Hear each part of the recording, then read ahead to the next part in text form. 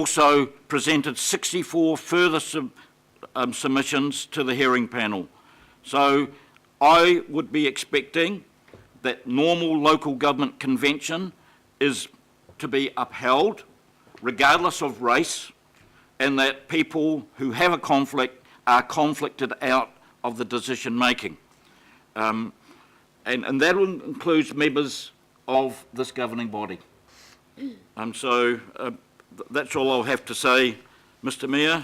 I will support the two-stage process with the final decisions being made by the governing body on the basis of the commitment you've made to enable the governing body to have latitude to deal with the unitary plan, to take the time and to be flexible as this very, very important unitary plan, this very, very important document for Auckland requires. Thank you. Thank you, Councillor Michael. Last speaker will be Councillor Chris. Oh, thanks, Chair. Thanks, Mr. Mayor. One of the things that I've been quite pleased with this term of council is how more inclusive this council has become. We've got a long way to go, and our citizens are telling us that as well, and we all know that.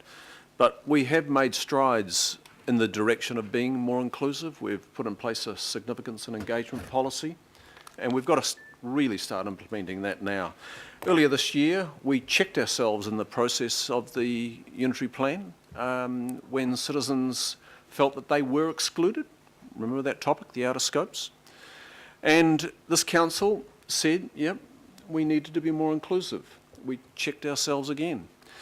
And I'm also very aware of the practice of subsidiarity which this council has bought into really solidly, and to allow democratic decision making at the lowest possible level, not the highest, not with the elite all the time, at the lowest possible level. That's something that we've all embraced, put our arms around and said we will run with that. And it's been good for us in the main. And then, when necessary, it goes to the higher committee. And, if necessary, it goes to the executive committee, which is the so-called governing body committee. Recently, we saw an example of that.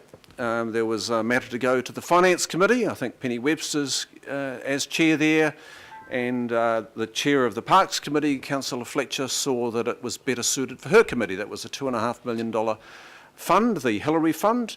And Councillor Webster released that to go to the Parks Committee, and the decision was made at the lower level, and everybody bought into that.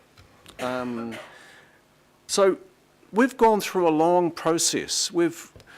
And I think this process, you know, there's a few bits and bobs in it that have caused us grief along the way, and we've, you know, stubbed a few toes, but by the main, it's been good. It's been a good process. It's been just a phenomenal process. I really, God knows how we've got here to be healed up as much as we are. It's absolutely enormous. And I don't think we will quite realise it until we reflect back on it in 5 or 10 years hence. But I'm very willing to follow the robust process that we've set in train. It's been long signalled, it's not a surprise. And I also am very mindful that every one of the committees involved along the way, the Unitary Plan Committee, the Auckland Development Committee, and then the Executive Governing Body Committee, are all governing body committees.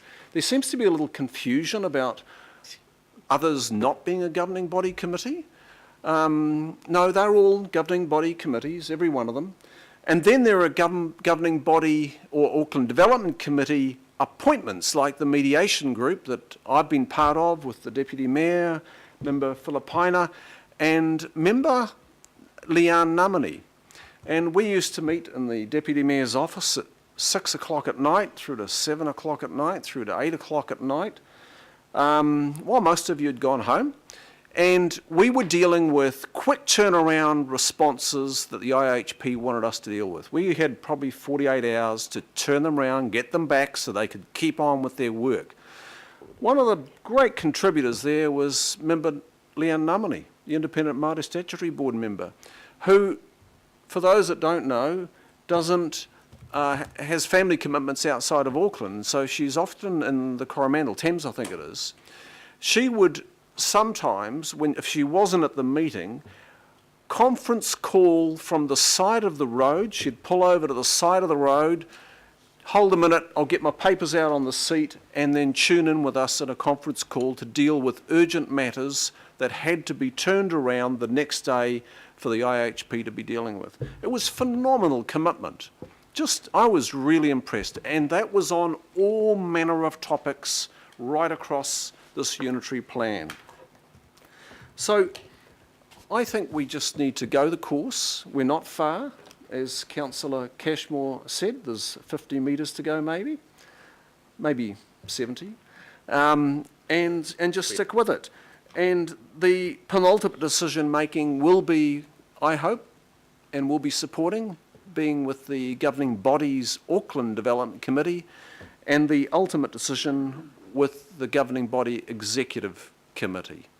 If we were to change the course now, it would be akin to the IHP saying, as Councillor and I just reminded us, of dropping the decision-making powers of the tikanga Māori members of the IHP, or maybe dropping the decision-making powers of the 3 additional commissioners that were appointed in 2015 to the IHP for whatever reason.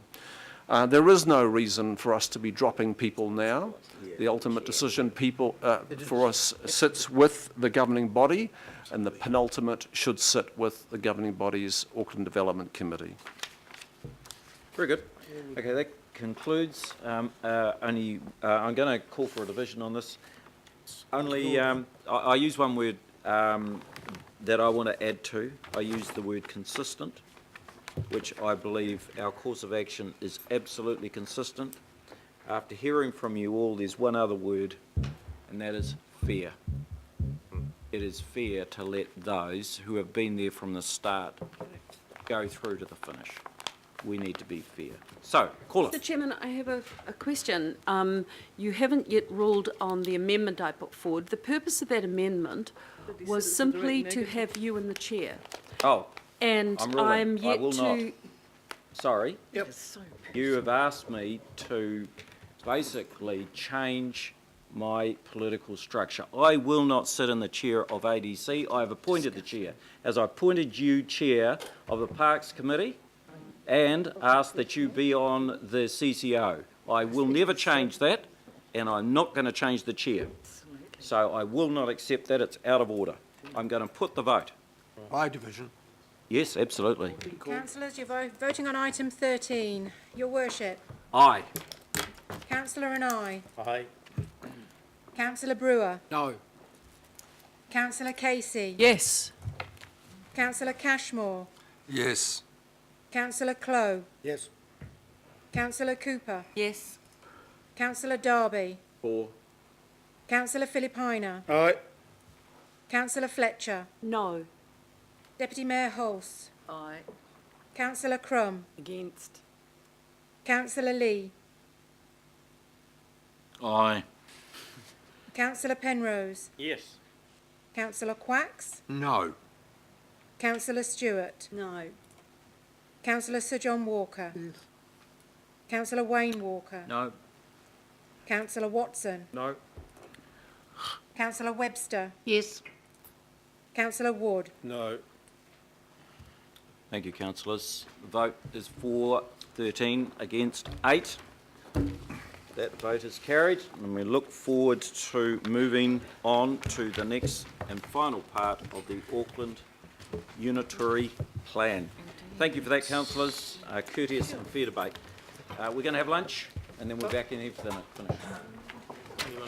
I've only got one item. Okay, stop. Shh. So, councillors, order. I just need, thank you, well done. So, we have one item left in confidential. The choice is yours. Do it. Would you like to do it now? Yeah. Okay. So I move that the matter be moved into confidential. Second, please. Councillor Penny W. All those in favour say aye. Aye. Last couple of minutes break while we do that.